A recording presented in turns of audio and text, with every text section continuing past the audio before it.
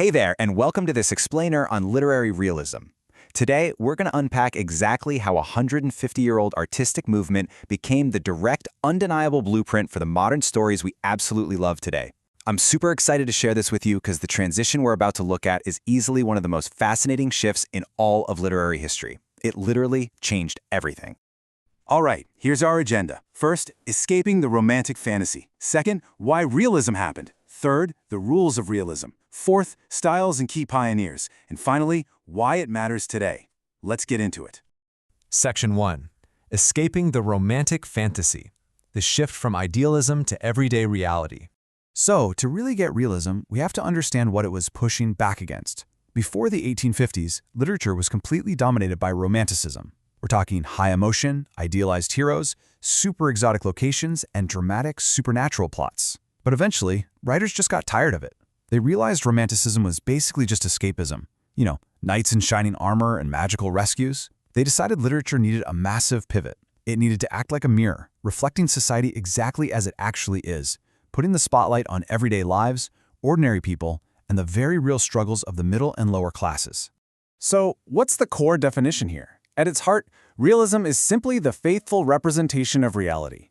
The absolute most crucial takeaway is that realism emphasizes character and psychological motivation way over action and plot. These writers weren't interested in romanticizing things or sweeping the ugly parts of the world under the rug. They wanted the raw truth. Section 2. Why realism happened. The mid-19th century societal shifts.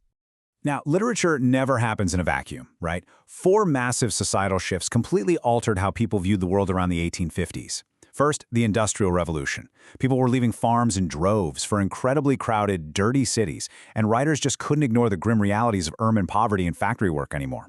Meanwhile, Charles Darwin's theories of evolution and early psychology were making people look at human behavior through a scientific lens. We were suddenly seen as products of our environment, not spiritual destiny.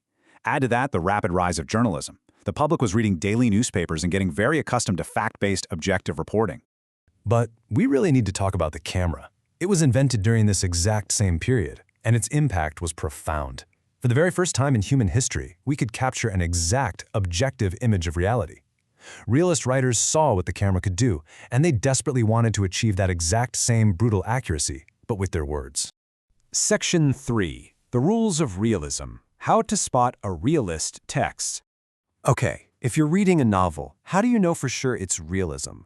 Well, there are rules. Rule number 1, character completely eclipses plot. In a realist text, the actual plot is usually pretty simple. The true focus is squarely on a character's internal thoughts, their daily moral choices, and everyday struggles. Seriously, you might literally read an entire agonizing chapter just about a character debating whether or not to go to a dinner party. Rule 2, a hardcore focus on the ordinary. You are not going to find wealthy, aristocratic heroes saving the day here. Instead, you'll find struggling small business owners, regular soldiers, exhausted factory workers, and unhappy housewives. The protagonists are totally normal people dealing with normal, highly recognizable problems. Rule 3. Plausible events. Everything that happens on the page actually has to be possible in real life. That means absolutely no unbelievable coincidences, no ghosts dropping in, and definitely no magical rescues at the last second. And because of this strict dedication to reality, the endings in realist literature, they're often unhappy or just completely unresolved because, well, that's life. Rule 4 is all about the dialogue. Characters speak the way real people actually speak. This was a huge departure from older novels where everyone, regardless of their background, somehow spoke in perfect poetic English. Realists totally embrace the vernacular. If a character is uneducated, the author will deliberately write their dialogue with grammatical errors or heavy regional slang to authentically reflect their background. And the glue holding all these rules together? Objective narration. There's a great quote for this. The author acts like a scientist observing an experiment. The narrator rarely jumps in to tell you, the reader, who the good guy or the bad guy is.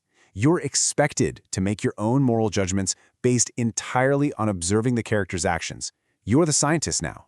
Section 4. Styles and key pioneers. Submovements and the authors who defined them. As realism caught on, it naturally started to branch out. One really prominent submovement was regionalism, which is sometimes called local color. This style was totally dedicated to capturing the unique flavor of a very specific town or state. We're talking highly accurate dialects, hyper-specific customs, local geography. This was actually really vital work, preserving these unique cultures right before mass media came along and started making everything so uniform. Then, things took a darker turn with naturalism. This is essentially an extreme form of realism. Writers in this camp argued that human beings actually have virtually zero free will.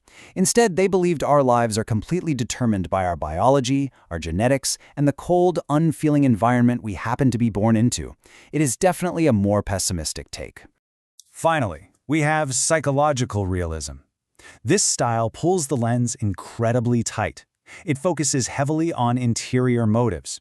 This means the actual plot of the story takes place almost entirely inside the characters' own minds, observing exactly how they intricately process really complex social situations. And the pioneers who spearheaded all this, they were absolutely global. In America, you've got Mark Twain, famously using harsh truths and incredibly accurate regional dialects in Huckleberry Finn to critique society. In France, Gustave Flaubert wrote Madame Bovary, about a bored doctor's wife ruining her life chasing fictional romance, as a devastating direct attack on romanticism itself. Over in Britain, George Eliot's Middlemarch captured the messy politics and social expectations of a provincial town with staggering psychological depth. And in Russia, Leo Tolstoy used sprawling masterpieces like War and Peace and Anna Karenina to observe all of society, from the wealthiest elites right down to the poorest peasants. Section 5. Why it matters today. The legacy of the realist tradition. So, what does this all mean for us? Why should we care about a 150-year-old literary movement today? Well, because realism literally changed storytelling forever. It isn't just some dusty history lesson, it became the direct foundation for almost all the media we consume right now.